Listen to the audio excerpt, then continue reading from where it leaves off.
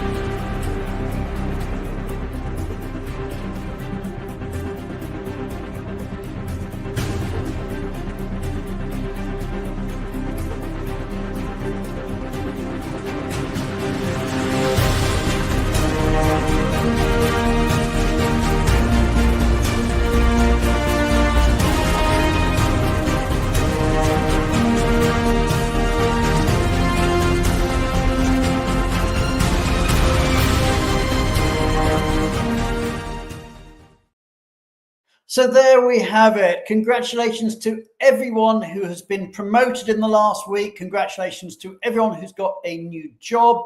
And if you're looking for a new job, well, there's loads of exciting jobs out there.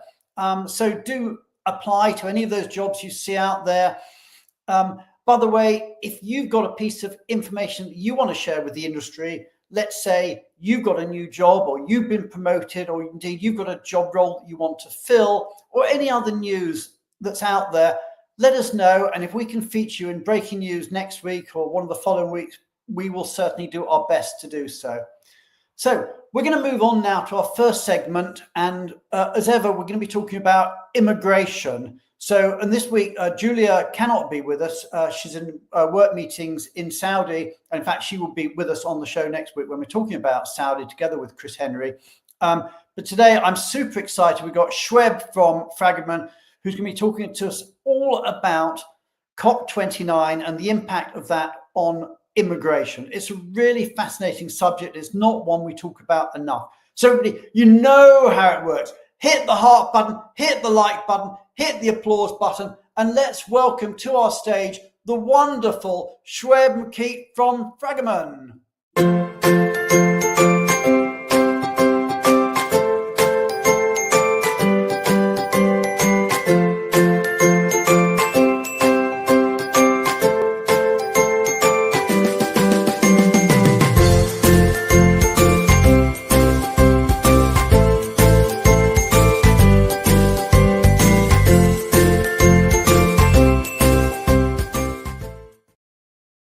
Shweb, how you doing? How you doing? Hi, Brian. How are you?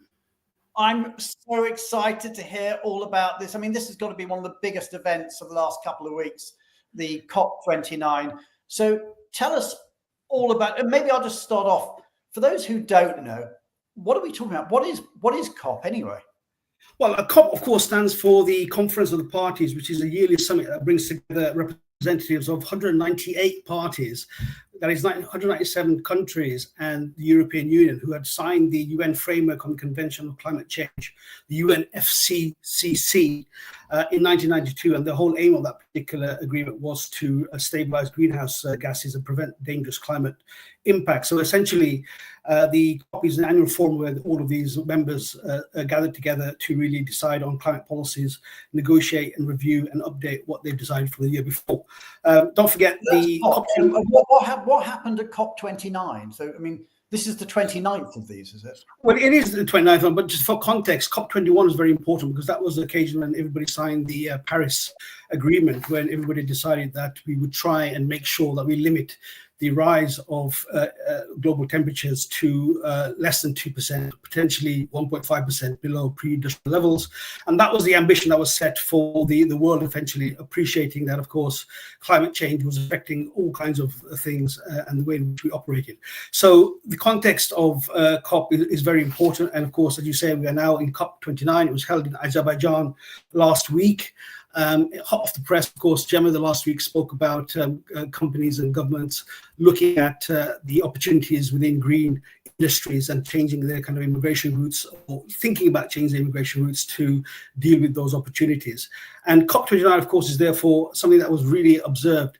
Just a side point, and COP29, because of its large membership, can be seen really as a proxy of what is happening in the world, because you've got the biggest number of membership, then I don't think any organization. You've got G7, you've got G20, but this is, of course, effectively G198, which is the numbers. Let me just push you on that, Shweb. So we've talked about COP29, but maybe I'm just being thick here. But how does climate change affect business?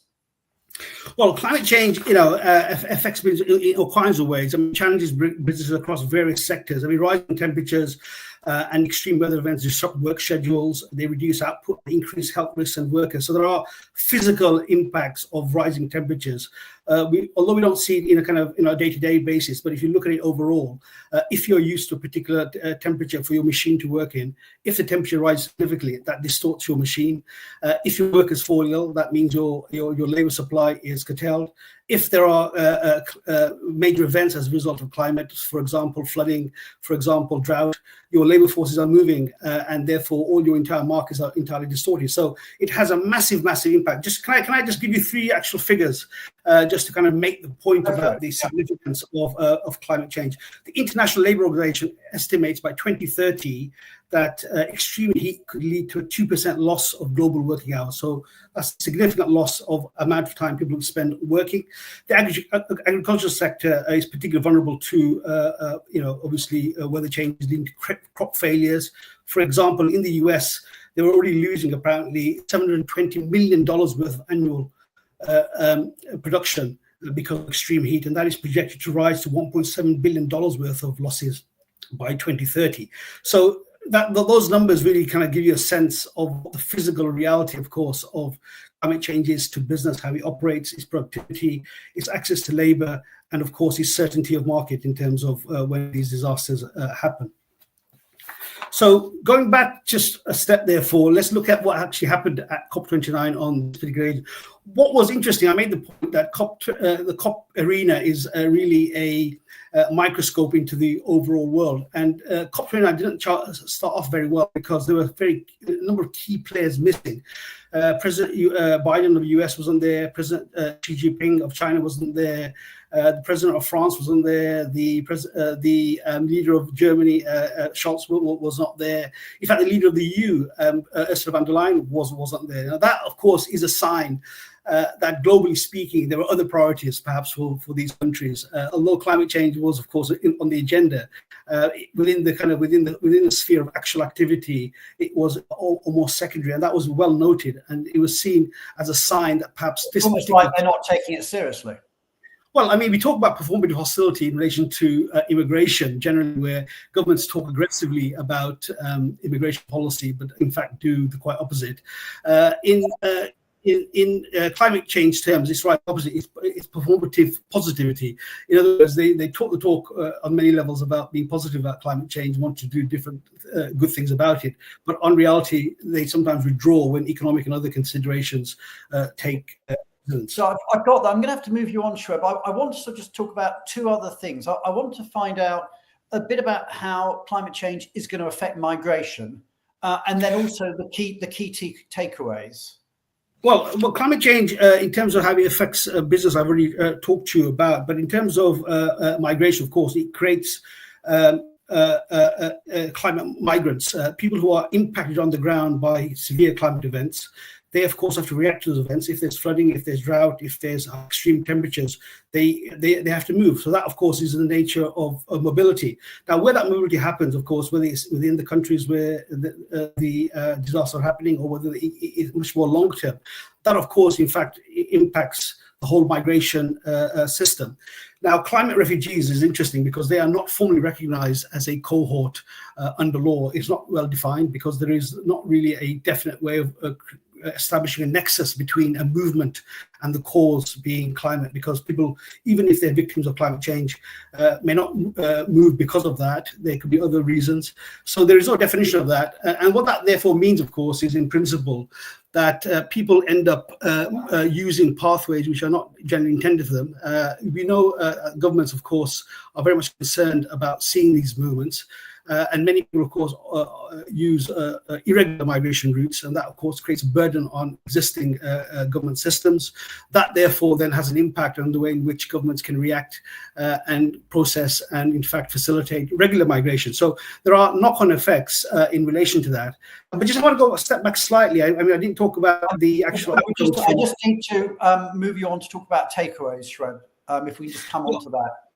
Yeah, the takeaways for business, in fact, are fourfold. First of all, business need to recognize that climate change is a significant business risk for the reasons I've talked to you about. They've got to be forewarned about these things. They have to prepare for these things. They have to have in situ data about where their populations are, if they're high-risk areas, what they will do, what their plan B is if these things happen. Secondly, they need to, of course, appreciate that climate change presents opportunities for innovation and investment. They've got to put in place mitigations for any risks that arise. And also they've got to appreciate that collaboration has to be a key in terms of these, because these are things which are so global that you cannot, as an individual business, simply operate unilaterally to deal with them.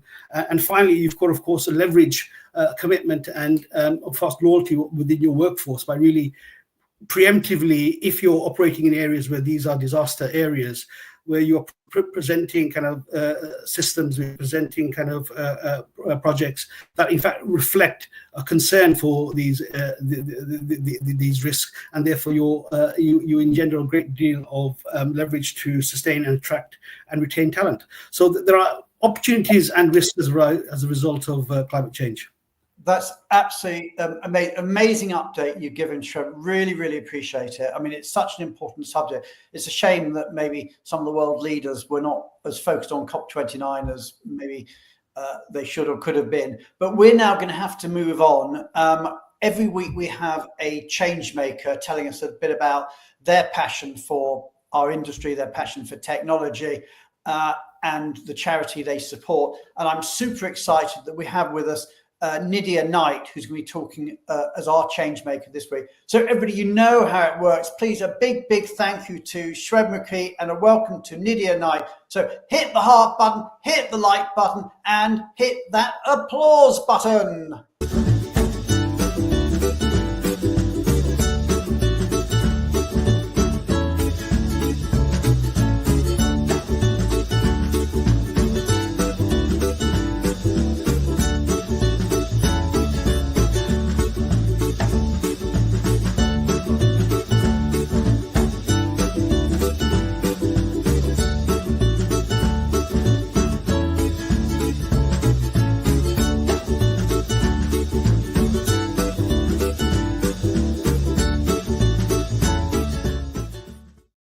Hey Nydia, hi, welcome to the Changemakers segment.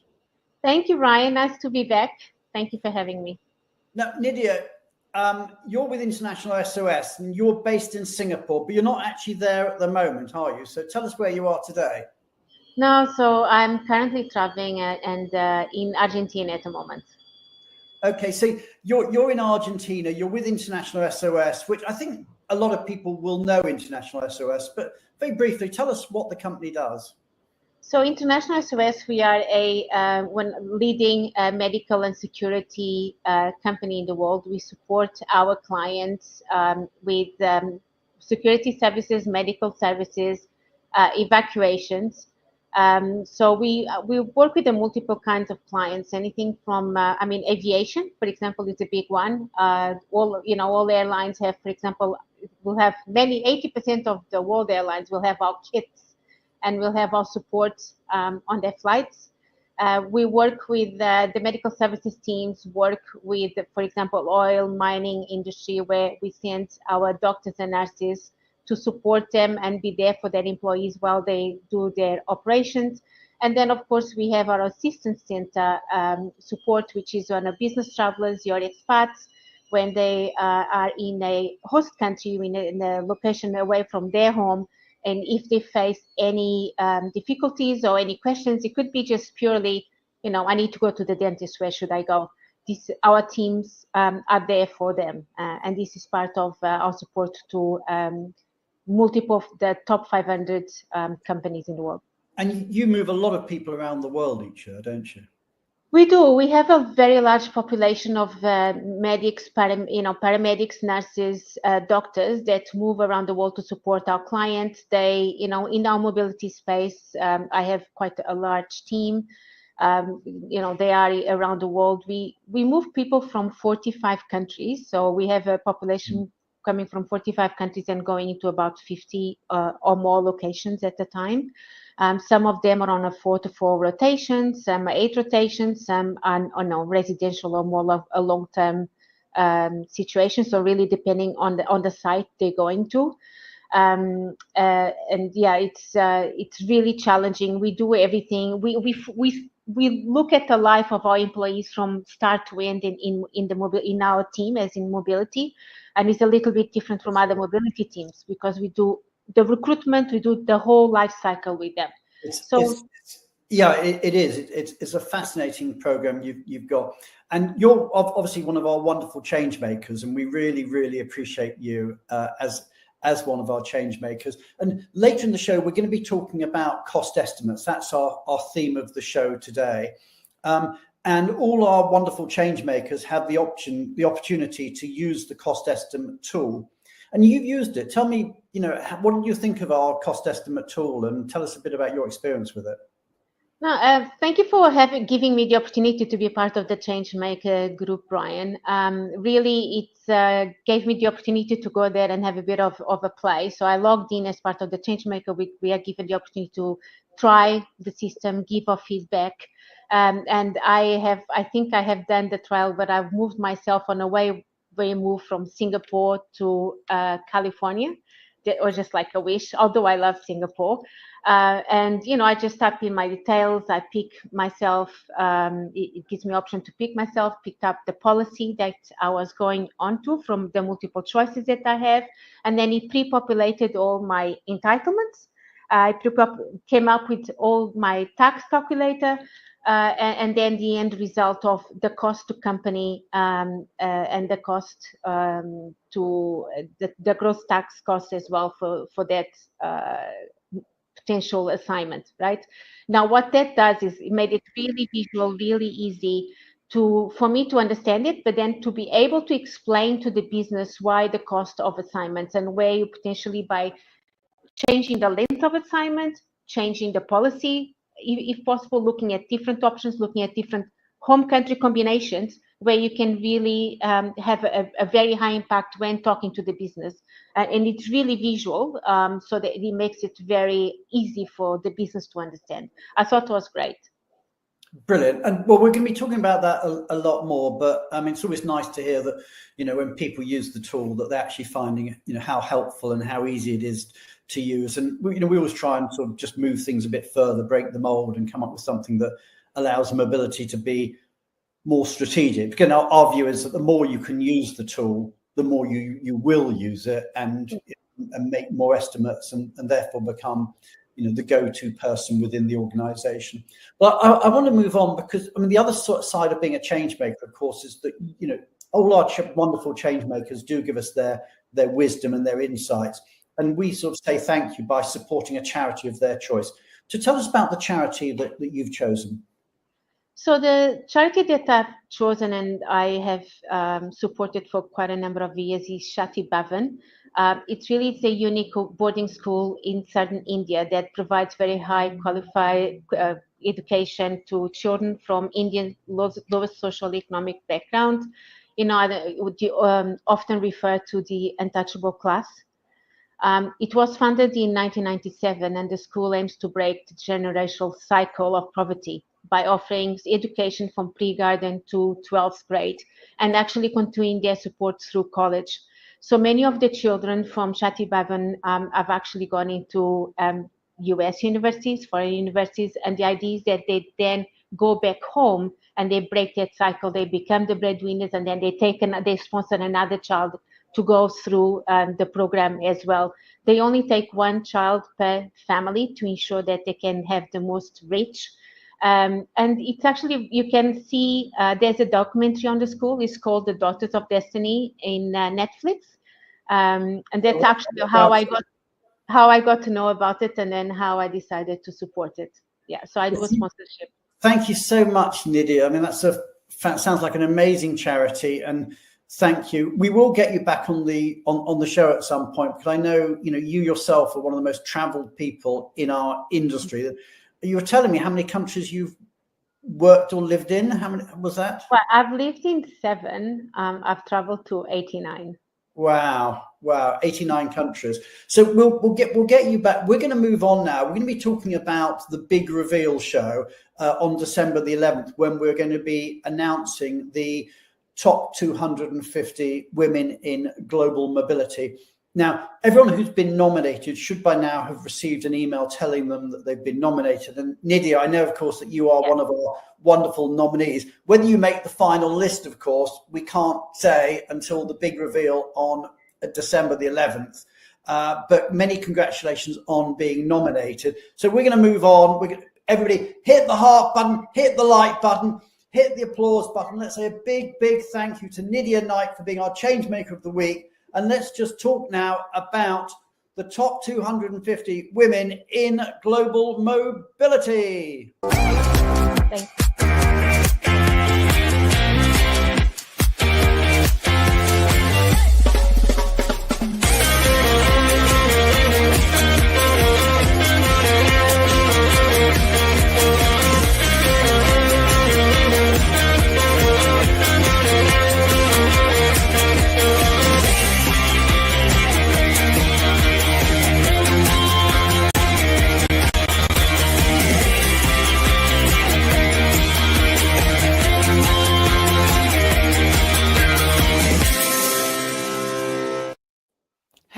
Hello, Brian.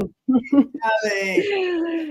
We're only 2 weeks away now, aren't we? So Only 2 weeks, yes, and so much work behind the scenes. I mean, I'm telling you, Brian, this is one of my hardest ones that we did so far. We did quite a few already, but Absolutely. this time, my God, the numbers of nominators.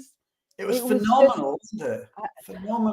Phenomenal. And you know what? This time we let the nominators leave also comments, and the comments were just brilliant. So we got such beautiful descriptions that we actually had to redesign the personal pages of the nominees so that they can see all the comments that they've received, because I think it's amazing reading. And this would be great for them to see once they get it. And yes, as you said, I've sent already the nomination letters, so everyone should have received them by now. So if by any chance you think you should have got them and you didn't, please let me know, because sometimes, you know, it goes to spam, it's bounced back. Let us know if you didn't receive the emails. You can send me a message here in LinkedIn. And for all of you, I mean, we were expanding it from 100 to 250 to include most of you guys, but obviously we couldn't. But everyone who was nominated is a star. You have to remember that. Absolutely. Because if you're nominated, it means that there's people out there that love you, that want to sort of give you the kudos, and everybody deserves that kudos. We used to say, sadly, we only have 100 on the top 100 list, and so we've expanded it, so we've got 250.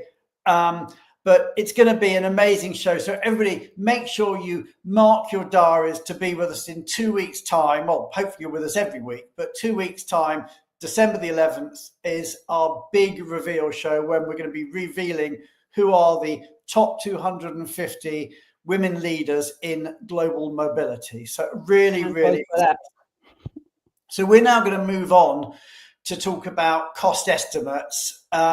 And in fact, you're staying with us, but we've got two other guests to join us on the show. So let's bring them on and let's start talking about cost estimates and global mobility.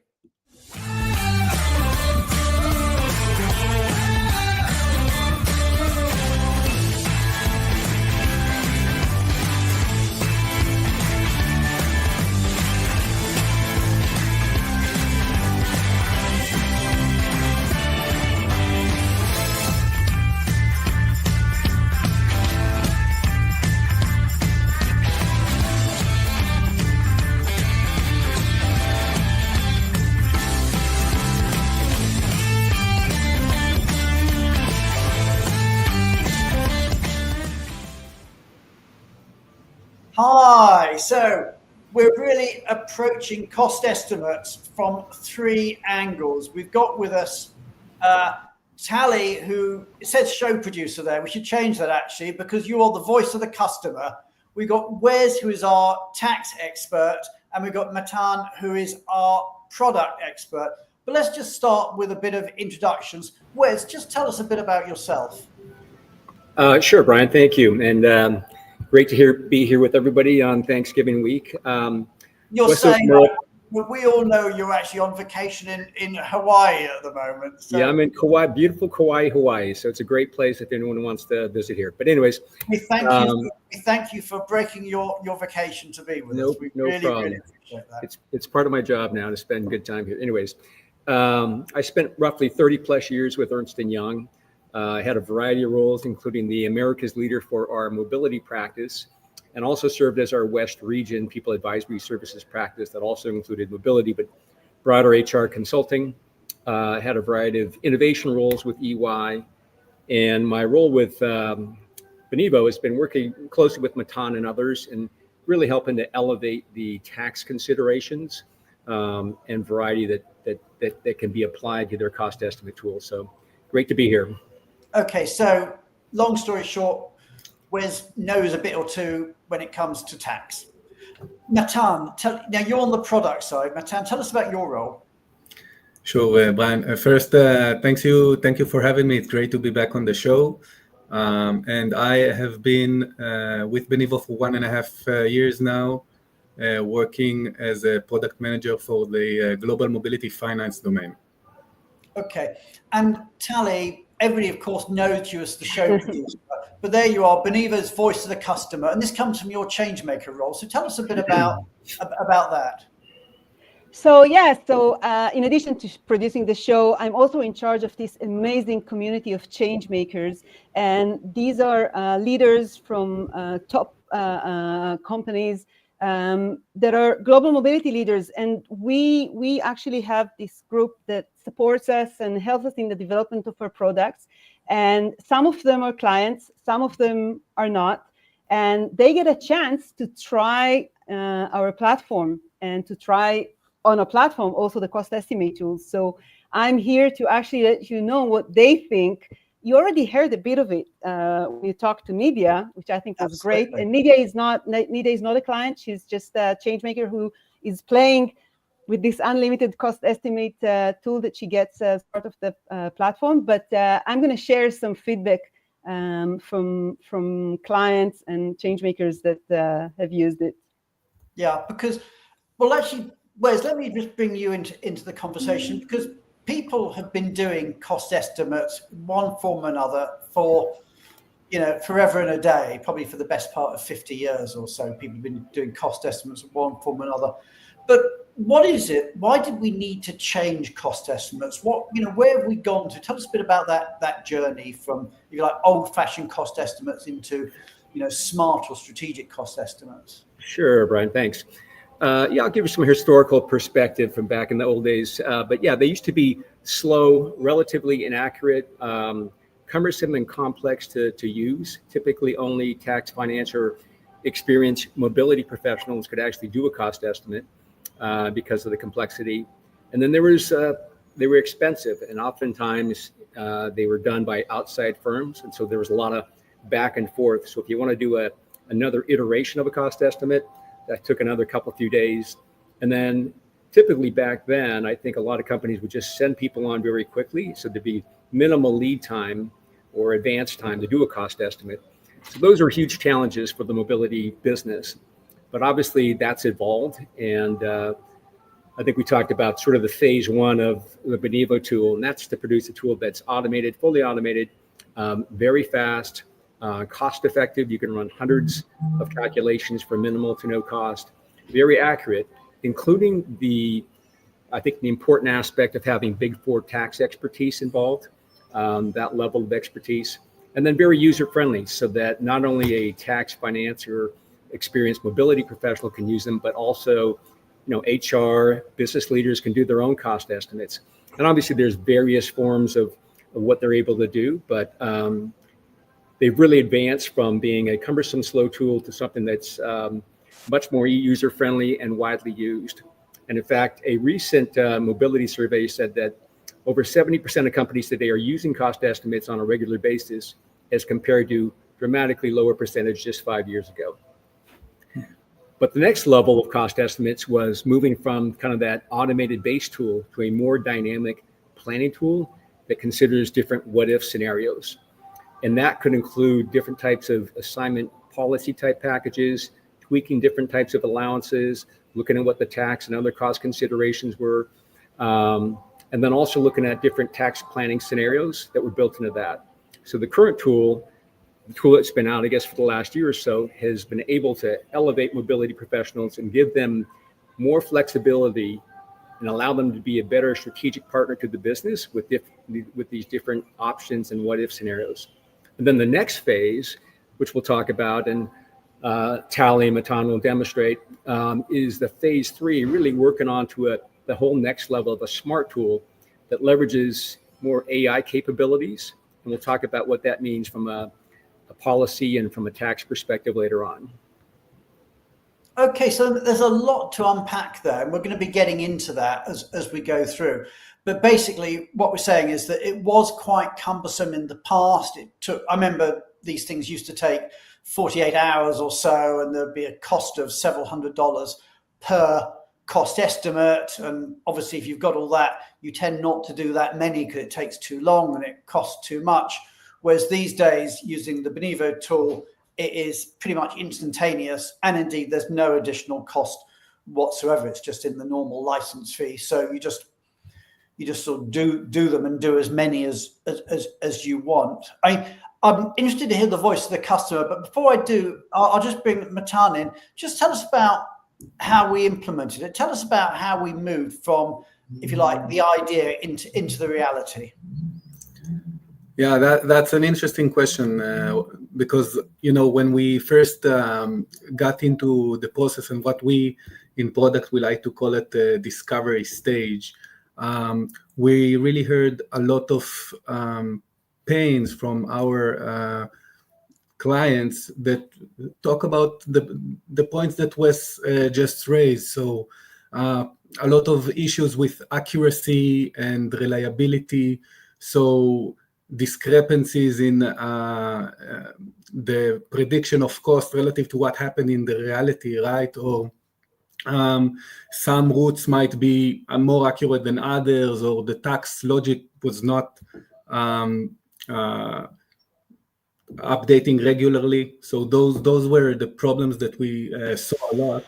Absolutely. So another point that was really important is the ease of use, because a lot of our clients said, okay, we may have one tax expert, but he cannot be the one that doing every and each of the iteration of cost estimates during the lifespan of a case. Yeah, not if you're moving hundreds of people a year and you might want to do, 3 or 4 or 5 different per person to check out different scenarios. Exactly. When we move on and when we started the development, we had regular interactions with our clients, and what we saw is that we actually identified 3 different functions in the organization that really interacts with our cost estimation tool, in different stages, but also have different expectations and different needs. So one is the global mobility finance function. This is the tax expert function in the organization, and they might have a vast amount of knowledge and understanding about what exactly do they want and planning the policies, right? Then we have the global mobility team member who may manage multiple cases, and doesn't have a lot of time to invest in understanding tax complexities and running all the different nuances of what tax logic may require. And lastly, we have the global mobility manager, or the head of global mobility, which really wants to see the overall picture and gain valuable insights. Yeah. Okay, we'll come on to a bit of those in a bit. But Tali, let me just flip that and look at it from what the customers are saying. So you've been road testing this with all the change makers, and there's a couple of those now. So tell us what you're finding. That's the thing, Matan is looking at it from the perspective of the tool, and also in West from the perspective of the tax. I want to look at it from the perspective of the people, the actual people that are using it every day. So before I move to tell you about what I heard, I want to share the comment from Ferzin, sweet Ferzin, who is one of our change makers, who already got to try this. The Benivo cost estimate tool is outstanding as it effectively eliminates common bottlenecks and provides essential, accurate information at your fingertips. Yes, and I actually, the feedback that I received that I want to share today is from a Fortune 500 client, which has a program that moves about 300 people a year. And what they told me, that actually by taking advantage of the unlimited cost estimates, remember unlimited, free from charge, they already managed to completely cover the entire cost of implementing Benivo. So if you check the cost of all these cost estimates in previous years, they already covered the implementation. But this was not enough to me, because again, it's not all about costs. We want to see this make changes in the people. And this is what happened there. They actually completely changed their role in front of the business, because just like you said before, you said that people want to run, it's not enough to run one, when each cost estimate costs you and you need to send it somewhere, and then to do an iteration costs another charge, people are not doing it. But once you have it at your finger points, and you can just run 3, 5, as many costs as you want, you can now come to conclusions, insights. You can share with the business your ideas you get a seat at the table. We keep talking about this seat at the table. Yay, that's what we want. We want for our industry Exactly. to the table. And let's face it, money talks. And money talks, and being able to talk about money talks. Yeah, absolutely. So don't take my word for it. If you want to see how easy it is, and truly, Wes has the tax experience. Matan is an amazing product manager, but I'm just a person. I don't have any knowledge in any of it. Share my screen. Okay, let's do it. Let's have a look. Okay, so tell us what we've got here, Tali. Okay, so this is the cost estimate grid. We have all the cost estimates here. Now, I'm telling you the story of a client that we had, and this client, actually, he's from California. They found a really good developer in Poland, which they wanted to bring to the business. They wanted to bring to California. They came with this charge. They ran a cost estimate. I'm not going to run it from start because we did it in previous shows, but this is what they got. This was the cost. And the business said, yeah, but maybe we have talents here. Maybe we should get a local hire. Now, look how easy it was for them to actually check this assumption. So all they had to do is duplicate this cost estimate, change it maybe now to local hire, rename it. I see. So what you're doing is you're duplicating it. So all the same base information is there, but then you change it, and that then allows you to do a side-by-side comparison. Exactly. Now I'm going to change it to local hire. Now this guy, he's from California, so we need to change that. But this guy was already in a company for 5 years, so his salary was a bit higher than the one of the new guy that they were about to bring from Poland. So we'd have to take that into account. Of course, being a local hire doesn't have all the costs that would be associated with a long-term assignment. And we're going to run the calculation as easy as that. So that's it. So what's happening now? This API is going through to the Vialto partners. The Vialto partner. And that's it. The calculation is here. Yeah. So that's it. As quick as that. So that was less than the time it took me to explain it. So it's like 5 seconds. Yes, but now I want to be able to show it, right? Estimates in 5 seconds. Amazing. Yeah, but that's not all, because now I want to show it to the business, right?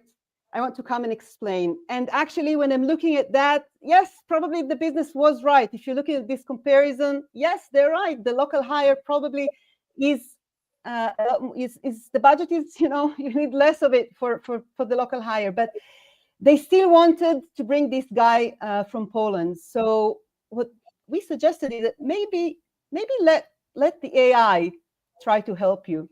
So let's duplicate it again.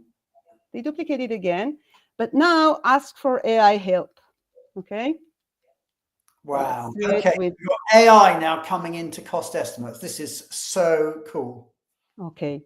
So I'm going to take, this is the duplication of the original cost estimate that we did. This guy, you see, is single. He's from Poland. We have here everything. We have all his benefits, everything that is in the policy. Matan and Wes would be able to explain later more about that. We have his, we have all his data, and we're going to this time ask for cost-saving scenario. So we're asking AI to play with this data. I'm telling the AI that it can change the duration, it can change the tax year. I didn't show that before, but originally we were thinking of sending him from January 1st to March the other year.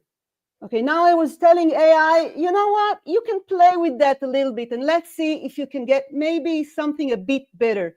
Now, Brian, seriously? Yeah, because what's cool about this is the problem with what-if scenarios is that you have to think about the what-if. Whereas if you let AI do it, AI can actually, you don't even have to think about the what-ifs. The AI is doing the what-ifs for you. Exactly, exactly. And that's it. While you were explaining, the cost-saving scenarios are already here. So let's look again. This AI, Tali, this AI also knows all the tax regulation everywhere in the world. Wow.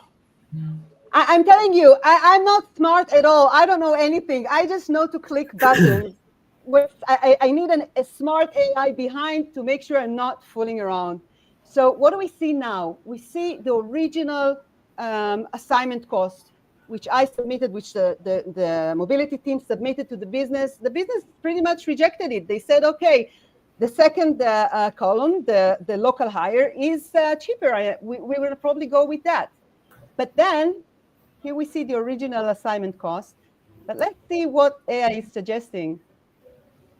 And what AI is suggesting is that actually, if we change a little bit, if we tweak and change a little bit the timing, so maybe move, we still have a whole year, so it's going to be from April to March, and we already have big saving. So we're now looking at the right-hand column. So it's gone down from 250,000 to 190,000. So we've saved. And now to even 190. I think our developer can start packing. What do you think?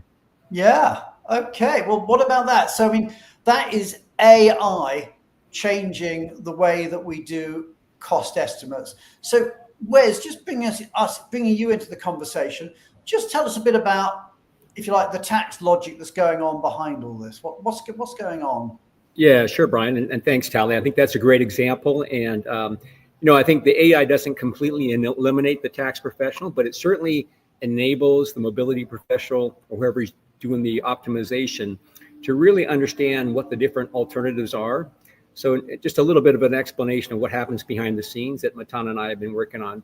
But it can go through different types of tax analysis and tax logic, including, as Tali mentioned, the duration and length and the implications from a tax perspective of what that can mean in certain jurisdictions. So some countries have treaty provisions that outlast 183 days or more. So the duration could impact that significantly if you miss or don't miss that by a couple of days. Exemption for certain expenses that may be on a temporary assignment versus an actual transfer. And then resident versus non-resident considerations. Most residents are taxed on their worldwide income, whereas non-residents are taxed only on country source income. So duration and length can have a huge impact. And the system behind the scenes will go through hundreds of different gyrations and analysis of what's most optimal within a set of parameters for that typical assignment. And then delivery is another area that the system will go through in terms of whether it's a remitted into that country, paid by or borne by that location or not, how certain benefits are paid, like housing, if it's paid direct in a lot of countries, is tax preferred versus a flat out allowance. And then looking at the character of the payment, is it for past or future services? And is there some flexibility as to how we can structure it around the sourcing of that past versus future? And then the timing as well in terms of when certain payments are delivered. So lots of different analysis are happening behind the scenes to come up with the 2 or 3 optimal solutions that potentially could apply to this person's situation. So it's pretty amazing. And what could be done by a lot of experienced tax professionals now can be done in seconds through AI. And like I said, it's not the 100% solution, but it could probably get you 80% there, and then come up and allow the mobility professional or the user to really elevate their skill set and abilities to come up with these potential solutions that obviously you'd want to validate with your tax professional. Absolutely. I mean, we always like to say is that, AI doesn't do the job for you. What it does is it gives you a superpower. And the superpower that we're showing here is the AI has given you the best tax assistant, the best tax advisor in the world. And then it's up to you to interpret it, work out what it's doing, and to use it. But what you've got is basically your very own tax personal assistant that is incredibly knowledgeable, as Matan said, on pretty much every tax regime in the world.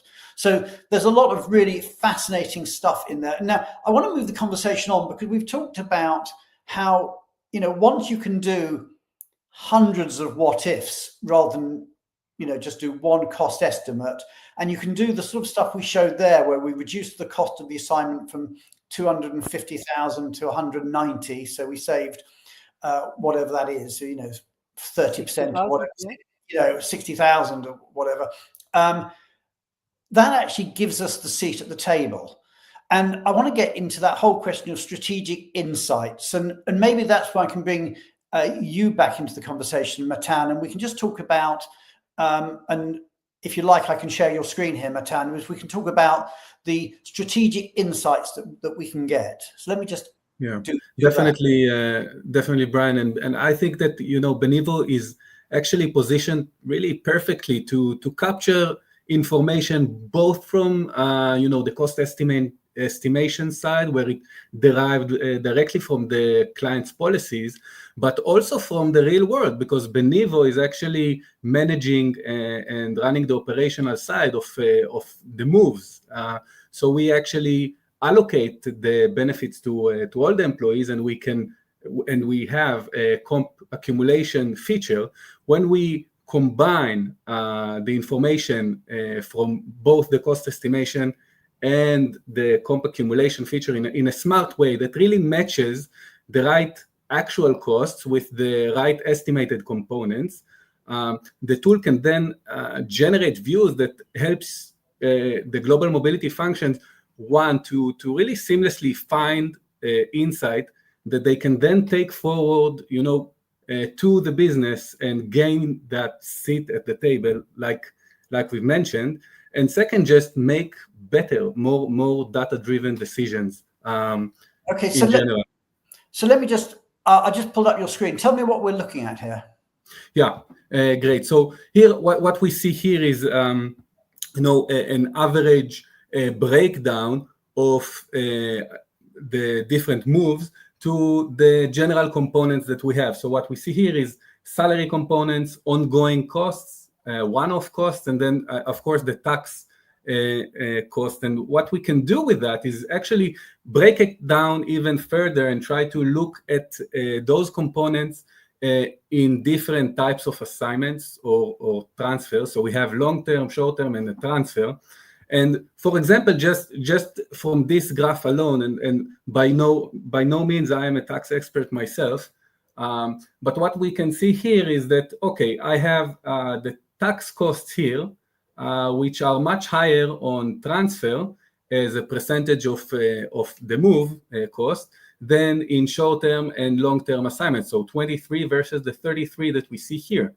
And then where can it come from is that, okay, so in transfers, I don't have the ongoing cost. I have only the one-off costs. So this may indicate a difference in tax cost on one-off costs versus ongoing costs. And I might want to reconsider some of the benefits that I allocate to my employees, not only on the transfer, but also on short and long-term assignments. Maybe if I allocate more on the ongoing cost rather than one-off cost, I may have better value to cost ratio, not only for the organization, but also to the employee that will enjoy better, more valuable benefits in the same cost or in even less. Okay, so that's just absolutely amazing. So I'll just take that off again. So what we've got is we've got a tool that can be used by the generalist because it's easy to use, and Tali, you demonstrated that. We've got a tool then that you can actually play with and do different scenarios where maybe if you've got some tax knowledge and you want to sort of play with it and play around, or there's another level, and indeed you can use the AI in there as well. But then you've got the third level is where you can get the data from it. And I think the plural of data is wisdom. You can get the wisdom to actually turn around and say, this is what can be achieved. So maybe Tali, I'll bring you back in the conversation. How is this working in practice? Give us examples of what companies are doing now to actually use this sort of information to make themselves truly strategic. So I think Matan started showing. He didn't show all the data that he can take out of these comparisons, but definitely when comparing the estimates to the actual, businesses can now plan better for the future and decide better on their budgets and the costs and how they allocate it. We also have a function in Benivo that is actually helping in the planning of these policies. And I think, Matan, you wanted to share a bit about it. Yeah, so Tali, I just saw that we are a bit shorter on time than we planned, so I cut off a little bit. But of course, we can dive into more details and I'll put it back up for you here then. yeah, we can look further down and really break it down in different ways. We can also generate reports according to different routes, of course, countries. In this example here, what we can see is that we have a breakdown of those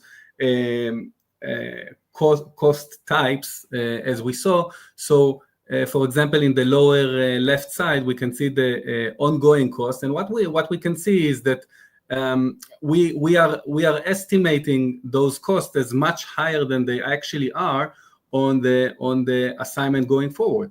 So we are not budgeting in the right way, right? Or, for example, if we are looking at the one-off costs, we are overestimating for long-term and transfers and underestimating for short-term. Now, this and we don't have the time to really drill down into a very detailed graphs here, but obviously those are high-level graphs that we can then better our understanding by diving deeper into the details and extract those information and insights further. Wow, it's just extraordinary what it can do. So, Wes, moving into our last couple of minutes of the show, but from your perspective, looking at this from a retired tax partner, what would it have been like if you'd had this sort of information back in the day when you were sort of active in practice? Well, I would like to have thought that back in the day we would go through this type of analysis, but it would take a lot more time and would have to be done by a very experienced tax professional. So I think it enables this type of tax expertise to be brought to the masses, HR professionals, less experienced mobility professionals, in a much more fast manner. And then the other piece is that we talked about is financial management, the estimate versus actual piece, because not too many years ago, there was a publicly held consulting firm that under-accrued for their international assignments by a significant amount, which resulted in a financial statement restatement.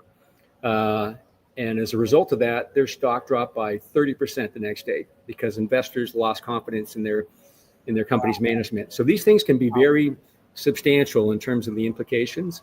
And most companies do some sort of cost estimate that impacts the accrual process if it's a large volume, and they book that on their financial statements and typically have to reconcile that each year. And sometimes they do and sometimes they don't because it's a pretty time-consuming process. But with the Benevo technology, you can now do that on a more automated basis and enable that data to be done and just really with almost a click of the button. So the implications to the mobility professionals is that it can really elevate your role, make you more quicker, more efficient, as well as be able to provide more business insights that's helpful to the organization. Wow. And I think we heard it before. We heard it from Pradeep from Capgemini that was here on the show. And he talked about his team, his global mobility team, and the strategic role that they've received once they could run these cost estimates, once they could use all this data, and how this has changed their whole role in the company. It's been absolutely amazing. We're coming towards the end of the show. Let me just bring Shweb back onto stage. I just wanted to thank everybody. It's absolutely fascinating. I wanted to thank Nidia, who sadly isn't with us at the moment, but our change maker earlier today. Shweb for that fascinating update on COP29. And of course, Matan, Wes, and the wonderful Tali for all this work on cost estimates. We are back next week when we're going to be talking about global mobility in Saudi and the Gulf states. So make sure you mark your diary for that. And also make sure you mark your calendar for the following week when we're going to be doing the big reveal. My name is Brian Friedman. This has been The View from the Top. We wish you a wonderful, wonderful week. And for everybody celebrating a lovely, lovely Thanksgiving dinner with your friends and family. Take care, everybody, and have a great, great week. Bye-bye.